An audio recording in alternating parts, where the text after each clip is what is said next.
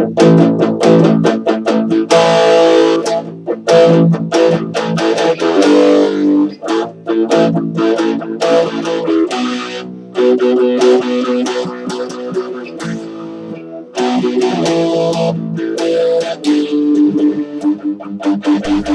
time for Yinz Guys RC. Welcome to Yinz Guys RC. Good to see you guys again. If you like the videos, please click the like button and please subscribe. In this week's episode, we are going to have a look at glues in Toolbox Tech and a review of the FMS ME109. So let's get started, right?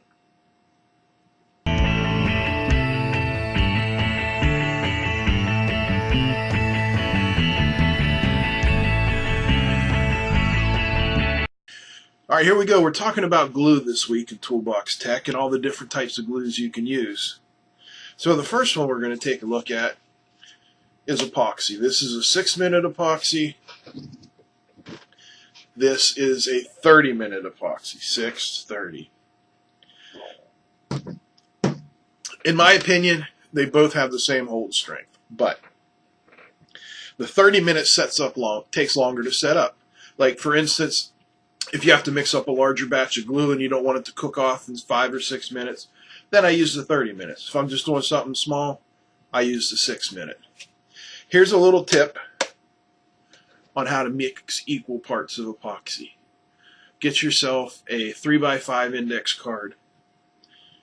Draw one line of glue and a parallel line of the activator, and you'll have a perfect 50-50 mix every time. Next up, CA glue. This is from Zap. This is their thin. This is just one I happen to have handy. There's also medium and thick. You usually want to use what's called a kicker with these to instantly cure them, but you don't have to. Anyway, for using the thin CA, I recommend that you fit your parts tightly together and then just drizzle a little thin CA on it. It'll wick into the joint and into the wood. Hit it with the kicker and you're good to go.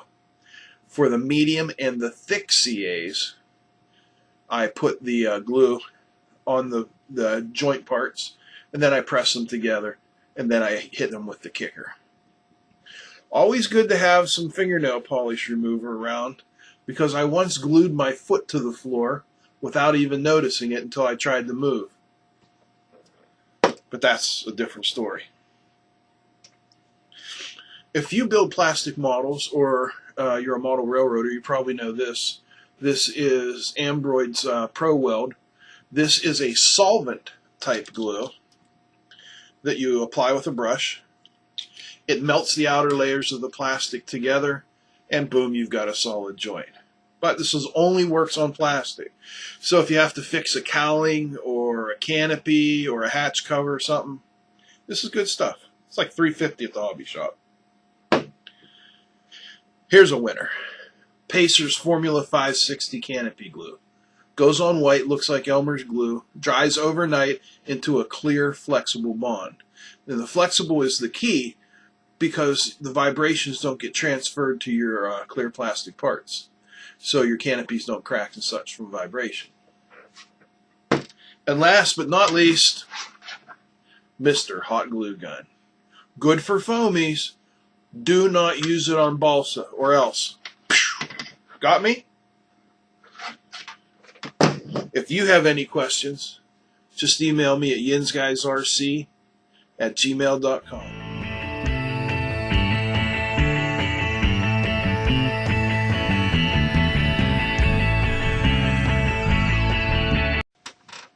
Well, this week in our review section, we're going to take a look at the FMS ME109.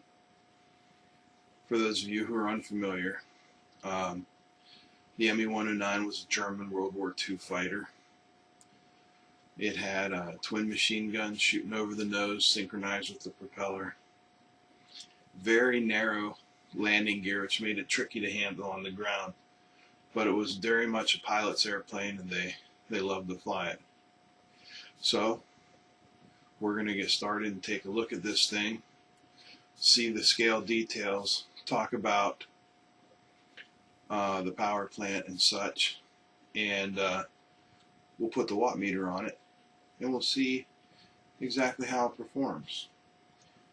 So sit back and relax, and I hope you enjoy this review.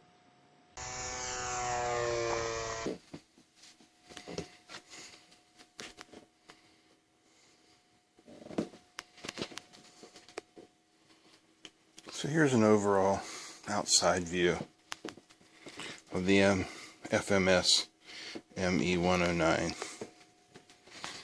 just to give you a idea of the features, what she looks like. Ailerons, flaps, nice plastic molded exhaust things, the air intake, very nice detailed panel lines. If we come down here, you can look at the landing gear. Pretty substantial. Oleo action. And they retract from inside to out, just like the regular bird. You can see the details on the oil cooler there.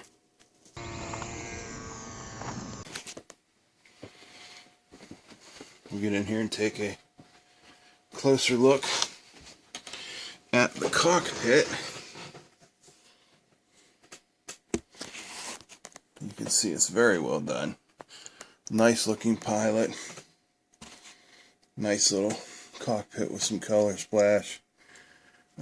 Here's our antenna. Runs back to there.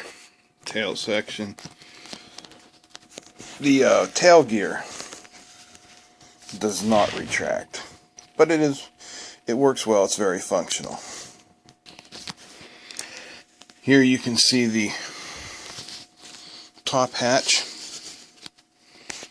Another good view of the cockpit there. You can see how it has this lip in the front to hold it, and a nice strong magnet on the back. Here you can see the innards. This flies on a 4-cell 2200 milliamp battery, which wedges up there. There's my Spectrum 6-channel receiver, and there's a huge mess of wiring.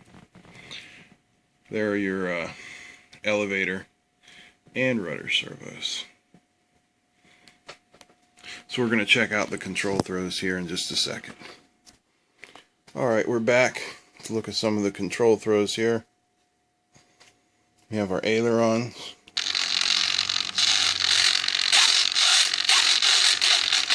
Rather quick. Then we have our flaps, mid position, low position. Back to neutral. Here we have our tail, we have our elevator, and our rudder, which also controls the servo on our tail gear.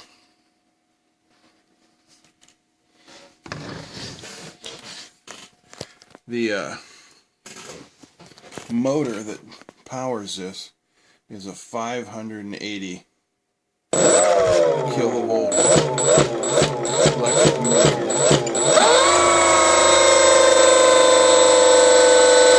It's very nice scale speed for this airplane.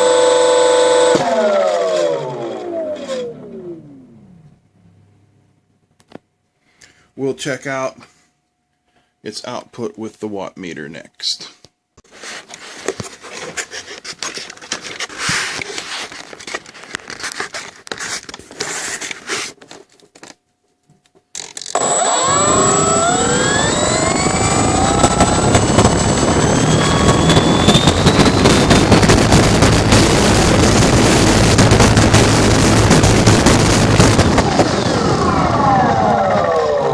see at about full power, it's pulling just about 30 amps. And let's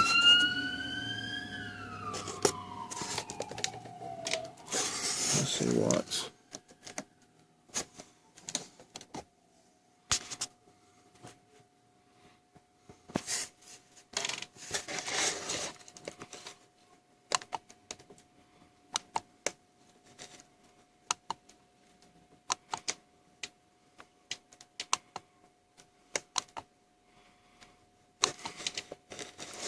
Alright, now we'll check out what kind of power this thing's putting out, how many watts.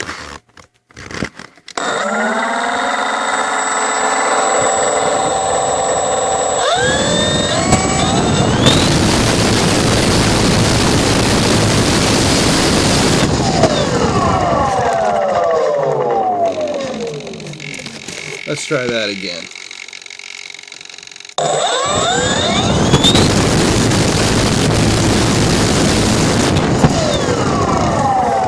So there you have it, 427 watts, pulling about 30 amps. This is a pretty nice aircraft. We'll get some flying footage in there, and I hope you guys enjoyed this little review.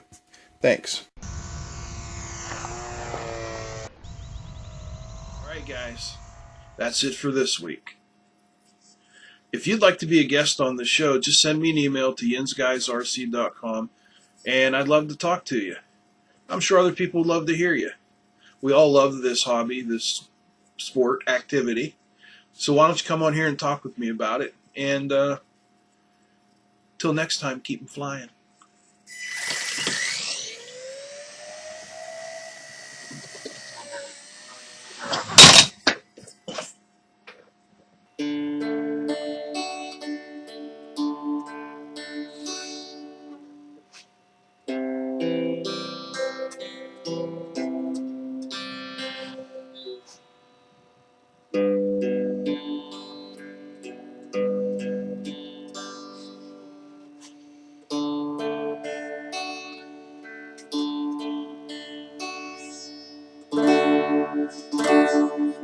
Thanks for watching. Now get out of here.